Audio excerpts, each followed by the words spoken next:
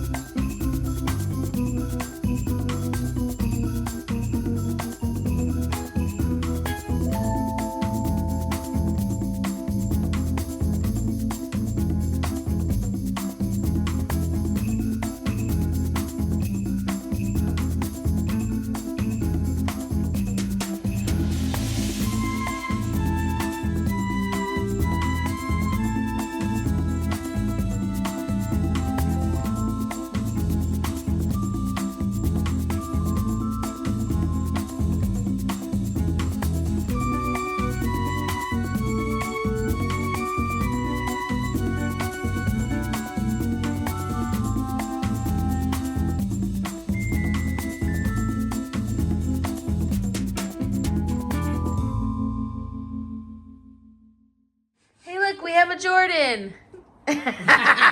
Jordan's over here because we were telling her about our summer book bingo, and we've been getting all that stuff ready. Mom wants to do hers really random. She wants to randomize her summer book bingo. I'm not doing that because, I don't have as much choice over my books and stuff. So I'm just going to cross things out as I go, whatever activities or books I end up doing. But Mom wants to be random, which is exciting and fun. So imagine this is Mom's hand. She's busy at the moment, but she wants me to roll for her.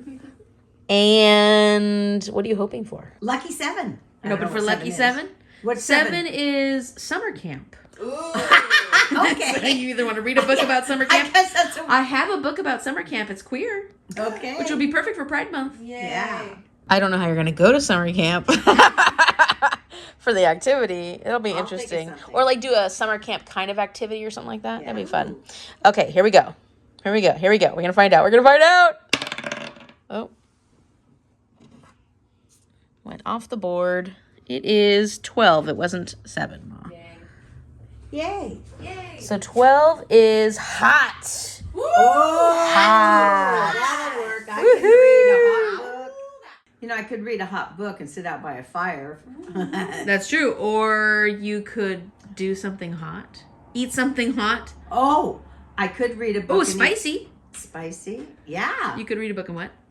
And eat something spicy so that I get both squares filled. Eat hot Cheetos while you're reading a hot book. Have fun.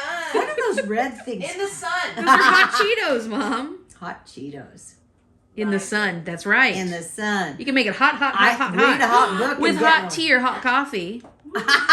When I'm outside, Oh, I guess. I'd want cold tea. Okay. Well, that's not hot, ice. Mom. That's for ice. Yeah. Also, I should point out that we agreed that starting tomorrow when we start this, we can also use books that we've already begun. So like my Thursday Murder Club will work for this. And I'm going to use the book prompt Friendship for this. All right, what are you reading, Jordan? So I'm reading the 4th book of the Wayfarer series. The 4th book? Yes. Okay. This What is it? is The Galaxy and the Ground Within by Becky Chambers. I read the first 3 books. Those don't count, so this is the only one that does. I'm not even halfway through. And while I love Becky Chambers, this one's been really difficult to get into. I'm in one of them slumps. So A slumpy girl. I'm a slump.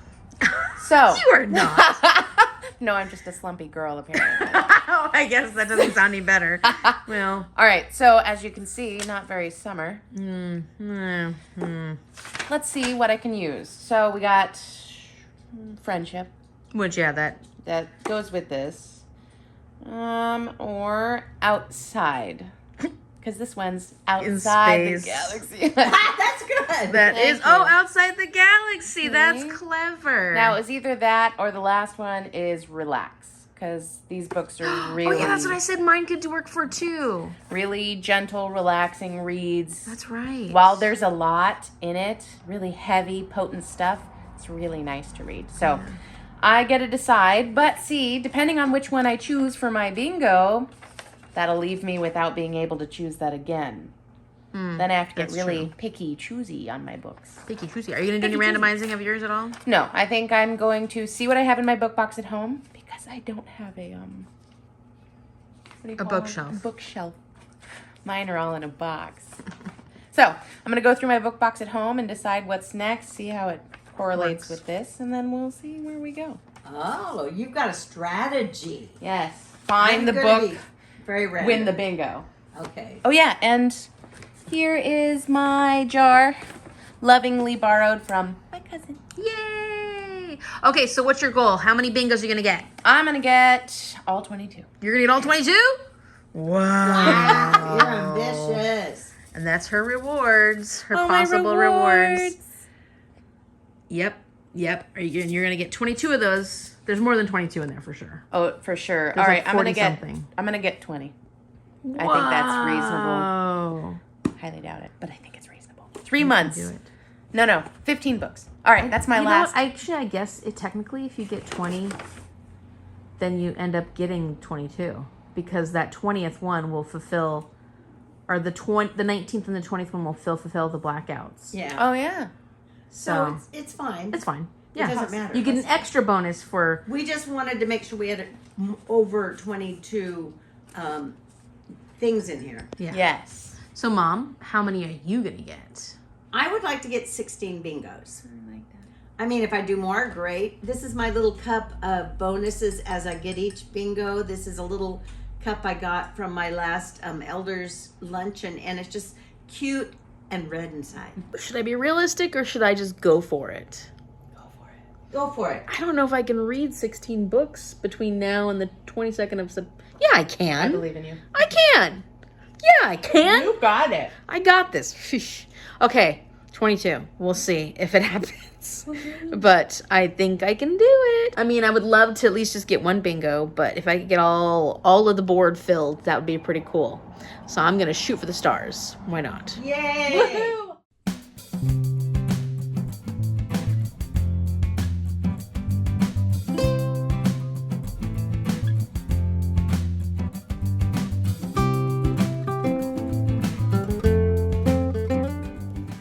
Victory! Victory. I actually did it. I read for my 3 hours and 5 minutes today, and it's only 8:21. The sun is still up. I still have time to read more if I feel like it. If I do, it's going to be Jade Legacy. It's not going to be this book, but look how far I've gotten. Woohoo! I'm currently on page 262. And something tells me I could finish this by tomorrow, which means that I could move on to the next book. Still enjoying this a lot. Still have feelings that the pacing is what's holding my exceptional love for this. I'm really, really enjoying it. It is so much fun. I love the characters, but there's something about the pacing. And I'm wondering if that will be different as I get to know these characters more, as I love them more. So if I continue reading on in this series, will that be less and less of an issue for me? I know that this is Richard Osman's debut novel, and I know that Richard Osman is like on a talk show or something like that in the UK. I don't know anything about this actual person, but I know that they have a comedic voice in the UK, right? And so maybe because it's a debut, there's just something that feels a bit off about the pacing of this. And so there's times when it's clipping right along, going really quick, and I'm just loving the humor, the back and forth. There's a lot of fun and silliness, and then there's other times when it's information and it's important, and I do enjoy learning about all the different aspects and these different perspectives, but it slows down a bit, and that's when I start getting a little sleepy, or I start losing a little bit of focus. And so not boring in any sense, but just doesn't have the same quick pace as other sections do. I can't wait to find out what happens in the end. I don't know that I know for sure what happens. I definitely have had some ideas of who it could be, who it isn't. I don't necessarily know yet why and who the ultimate person is, although we have some assumptions being made. There's also somebody who just came into the picture who we met earlier, and I can't remember who that was. Like, I have to go back and look for this person because I'm like, oh, I know that name, but where do I know that name from? It's from somewhere here. I think that what Mom and I might do is watch one of the musicals. What do you think? Okay, so we're gonna go watch one of the musicals, and then I might get to Jade Legacy after that. I might not, we'll see what happens, but that's my plan for now. Okay, so we made our decision. We're actually gonna watch Hallelujah by King Vidor, that's the director. And the reason we chose this one is because today is Juneteenth, and this marks the emancipation of slavery, and when it was actually really being enforced. And so I think that this is, really being enforced, although we had Jim Crow laws and everything that happened later on. This was set in the 1920s because we're trying to watch all these musicals in order. And I think it's significant that this film was made, even if it is probably gonna have issues. I'm sure there's gonna be issues, but it was significant because it was the first all-black film. And this director at least saw the significance and the importance of having this film that depicted real life for the Black people of the 1920s. Whether or not it was all that real, whether or not the representation in here is going to be great, I'm not expecting a lot because it was done in 1929, but I'll be interested to see nonetheless what it's all about. Okay, so I watched this last night and I have some thoughts about it. I don't want to go into too much detail about it because it wasn't my favorite musical I've ever seen for sure. And there were definitely problematic elements to it. There were a lot of stereotypes that, even though King Vidor really wanted to show the everyday life of real Black American people, it still leaned very heavily on the fact that he didn't know anything. He wasn't within these communities, and he did get consultation and stuff with other people, but it still felt very stereotypical at the time. And there's a lot of critics both ways, both directions for this. There's a lot of big thoughts, and it is a very significant film for the importance it had in film history. Like, if you are a film buff and you really want to know more about films, you really want to understand the trajectory of silent films into talkies, because this was one of the most significant talkies that came out after silent films were no longer a thing, I do recommend it. And there is a commentary on it by an historian, a film historian, who we didn't actually watch the whole commentary while we were watching the movie, but we found that you could watch it afterwards.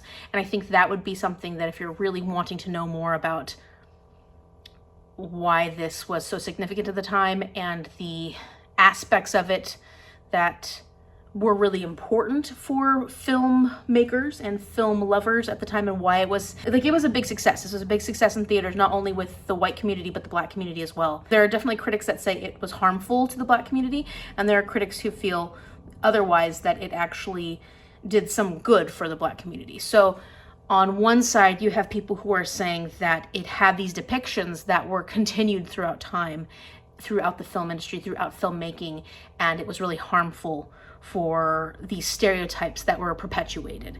And then you have other people saying, well, this was an all-Black film, and this really did jumpstart the career of some famous Black actors that at the time would not have had any opportunities. So this was significant for those people. And then, of course, within the Black community at the time, it was significant because it was just the opportunity to see people that looked like you, that were like you, even though the depictions were so stereotypical, but it was just the ability to see Black people within movies, and they weren't just the most racist and stereotype caricatures. They had all different types of characters and roles within this movie because they were fulfilling all the different roles within this movie. So yeah, there's a lot of thoughts about it, and I just thought it was very interesting and a good way to spend some time thinking. I did a lot of thinking. This was all about sharecroppers within the cotton industry, and there was a large aspect of religion as well, because the religion was tied very heavily with a lot of the culture at that time. The hymnals or the folk songs and stuff was really, really pretty, was really beautiful, and the main male actor had an incredible voice. His voice was so stunning, and it absolutely has historical implications for sure. Was it a movie that I would want to watch again? No. But I want to do this experiment, so I did it.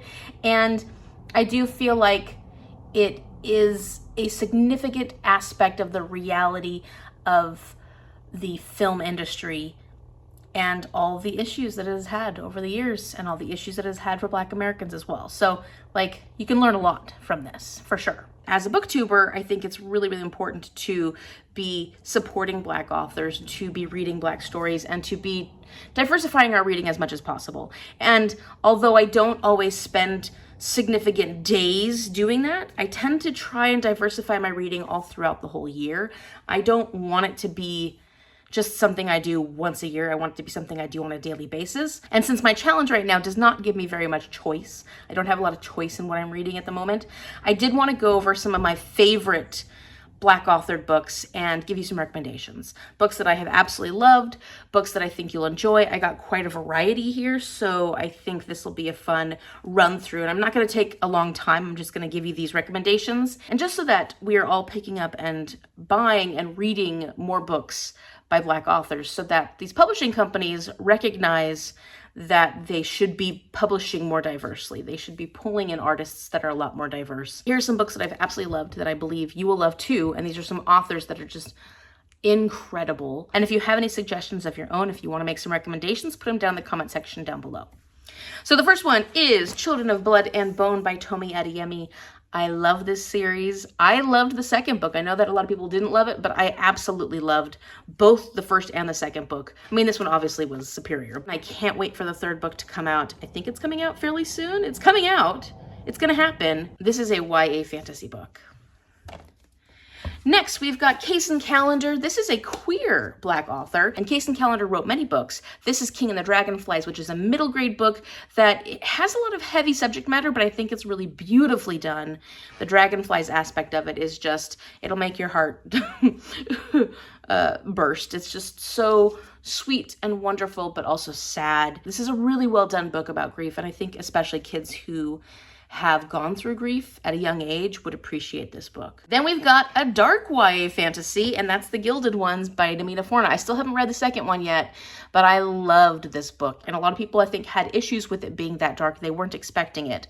But this was fantastic. Then we come into some nonfiction, and this definitely speaks to me being a teacher, but I really did appreciate this book for more than what it just gave me as an educator, and I do recommend it. I think it's a very useful read, whether or not you're an educator. And that is Why Are All the Black Kids Sitting Together in the Cafeteria and Other Conversations About Race by Beverly Daniel Tatum. I really thought this was beautifully written, well researched. I highly recommend it if you're in education, but I think that a lot of people will get a lot out of this, even if they're not. Then if you want a great middle grade graphic novel series, New Kid by Jerry Craft. This is fantastic. It talks a lot about microaggressions. I think it's a really important subject matter, but it's also just a book series that the kids love and resonates with them, because everybody either has been a new kid or has known kids who've been the new kid or have dealt with situations that make them really uncomfortable. So if you're looking for good graphic novel series for 4th, 5th through middle grade, I think you should pick them up, New Kid by Jerry Craft. Then we've got The Poet X by Elizabeth Acevedo. I love this book in verse. It is stunning and it made me cry so many times. You have to read this. And if you can listen to the audiobook, it's actually done by Elizabeth Acevedo, who is a slam poet, and she has so much power in the words she conveys. It's just beautifully done. And then we've got a genius among fantasy writers. We have N.K. Jemisin with The Fifth Season. This book is stunning.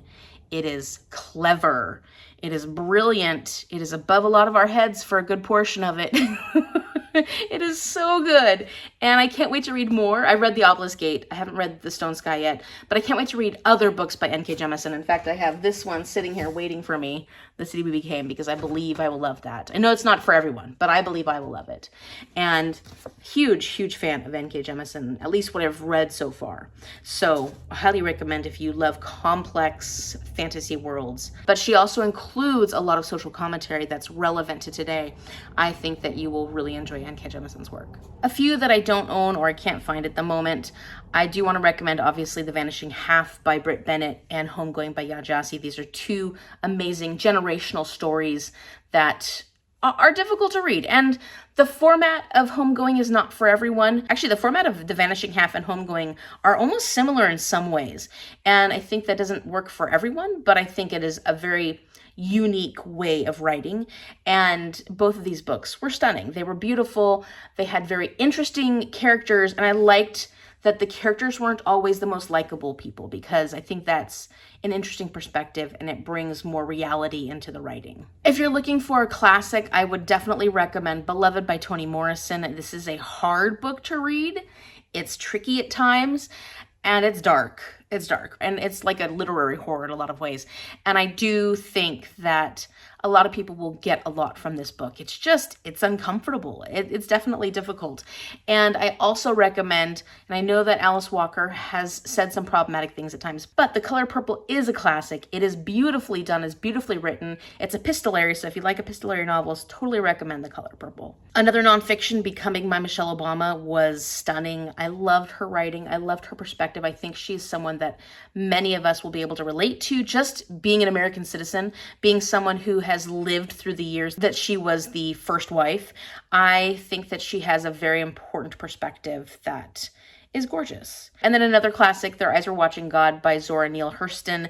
This one, I was expecting something completely different from it. I feel like this is one that I really enjoyed, but I need to read it again. I think I will get a lot more out of this particular read if I read it more than once. So this will be on my list of books to read again at some point. And then finally, especially because Juneteenth is an American holiday where we look at the emancipation of slavery within the United States, I want to focus on Black American history within the United States.